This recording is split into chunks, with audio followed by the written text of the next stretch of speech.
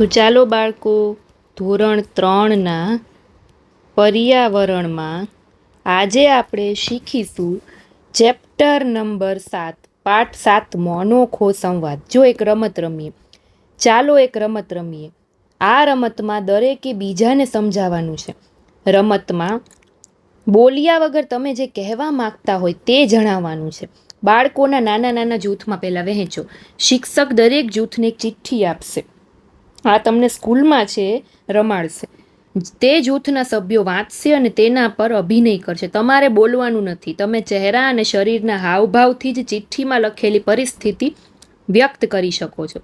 બધા જૂથ તેમના અભિનય સાથે તૈયાર હોય ત્યારબાદ એક પછી એક બીજા બાળકો સામે રજૂ કરશે.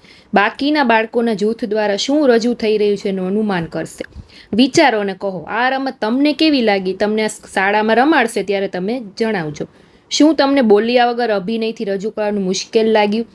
તમે બોલ્યા વગર છે સામેવાળી વ્યક્તિને કેવી રીતે તમારી વાત સમજાવી શકો એ થોડુંક અઘરું છે. શું તમે કોઈને અભિનય દ્વારા વાત કરતા જોયા છે? ક્યારે આ લોકો આ રીતે વાત કરે? જ્યારે લોકો છે અમુક લોકો એવા હોય છે જે બોલી શકતા નથી હોતા, મૂંગા હોય છે, એ લોકોને આ જ રીતે વાત કરવી પડતી હોય છે. નીચે આપેલા ચિત્રને જુઓ. ચિત્રમાં બાળકો એકબીજા સાથે ઈશારા દ્વારા વાત કરે છે. ઈશારાથી વાત કરે છે બંને બાળકો.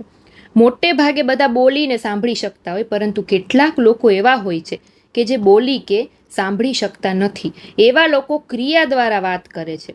તેઓ બીજા લોકો શું કહેવા માંગે છે તે તેમના હોઠના હલનચલનથી અને હાવભાવથી સમજે છે.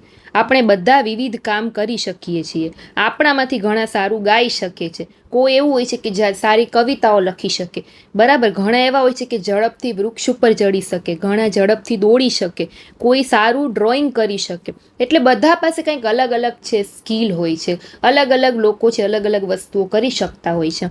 શાળામાં આપણે એકબીજા દ્વારા શીખી શકીએ છીએ. તેવી જ રીતે જે બાળકો બોલી કે સાંભળી નથી શકતા તેઓ પણ શાળામાં જઈ લખીને વાંચી શકે છે. શાળામાં તેઓને ઈશારાની ભાષા શીખવવામાં આવે છે કે તમારે કઈ રીતે ઈશારાથી વાત કરવી. ચાલો એક એવી બાળકી વિશે વાંચીએ કે જે બિલકુલ સાંભળી નથી શકતી છતાં પણ ઘણી બધી વસ્તુઓ કરી શકે છે. જો, મારી બહેન સાંભળી નથી શકતી. નાની છોકરી ચક્કુ, તે સાંભળી શકે નહીં. તે જન્મથી જ બહેરી. એનો મોટો ભાઈ નંદુ. નંદુ ને ચક્કુ સાથે રમે. ચક્કુ સરસ મજાનો પિયાનો વગાડે. એને તારની ઝણઝણાટીનો અનુભવ કરવો ગમે, પરંતુ તે ક્યારેય ગાઈ નહીં શકે. તે સૂર સાંભળી નહીં શકે. તેને ઉછળકૂદ, ગબડવું, આળોટવું, વાંદરાની જેમ ચડવું એ ગમે છે. હવે મારી બહેન મારી જ શાળામાં આવે છે, છતાં અમારી માતા તેને ઘરે હોઠ ફફડાવીને વાંચવામાં મદદ કરે છે. શિક્ષકો અને બાળકો તેના દરેક શબ્દો સમજી નથી શકતા.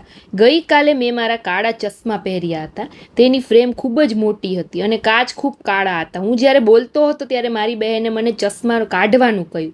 એને જાણવું હતું કે નંદુની જે કથ્થાઈ આંખો તેને શું કહે છે, બરાબર. ઈશારાથી સમજાવી શકે એમ. આ એક વાર્તા હતી, છતાં પણ એની ચર્ચા કરી શકાય કેમ કે આપણા બધામાં અલગ અલગ આવડત હોય છે, બરાબર.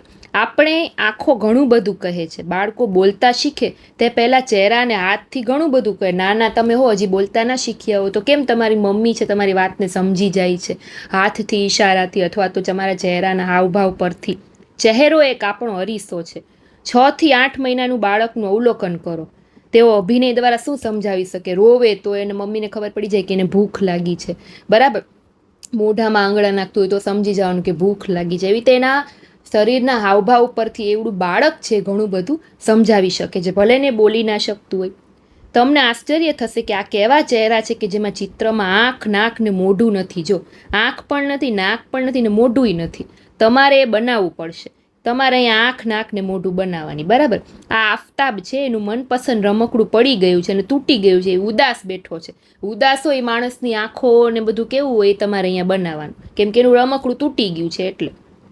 આ જૂલી છે. હજી ગઈકાલે જ એની નાની બહેનનો જન્મ થયો તો એ ઘણી ખુશ છે. તો ખુશ થાય એવો ચહેરો તમારે અહીંયા બનાવવાનો, સ્માઇલ કરતી હોય એવો, બરાબર, આંખું ને એવું. આ ઋતુવાની માતા છે. આજે તે રસોડામાં અથાણાની બરણી લેવા ગઈ ને બરણી તૂટી ગઈ. હવે એની માતાનો ચહેરો કેવો હશે? ઉદાસ થઈ ગયો હશે. તો એ તમારે અહીંયા ડ્રો કરવાનું. આ રેહાના છે. એને કૂતરાથી બહુ બીક લાગે. જ્યારે તે રમતી હતી ત્યારે અચાનક એની સામે કૂતરું આવી ગયું. તો હવે આપણે કેવા બી જાય ત્યારે આપણે કેવો ચહેરો કરીએ એ તમારે અહીંયા દોરવાનું, બરાબર.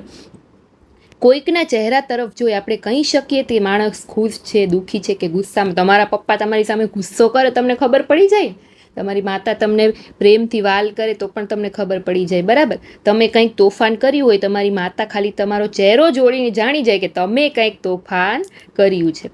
આપણે નૃત્ય દ્વારા પણ વાત કરી શકીએ છીએ. નૃત્યમાં હાથ અને ચહેરા વડે લાગણીઓ પહોંચાડવામાં આવે છે અને મુદ્રા કહેવાય છે. જુઓ અને આ મુદ્રા કરો, જો છે નૃત્યની મુદ્રાઓ.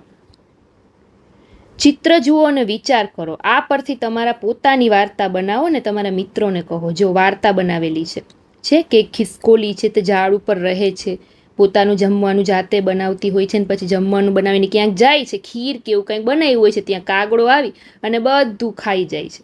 તો તમારે પણ આવી રીતે ચિત્ર દોરીને તમારી વાર્તાઓ બનાવવાની, બરાબર. તો કેવો લાગ્યો સરસ મજાનો 7મો પાઠ. ફરી પાછા 8મા પાઠમાં મળીશું. ત્યાં સુધી બાય બાય છોકરા.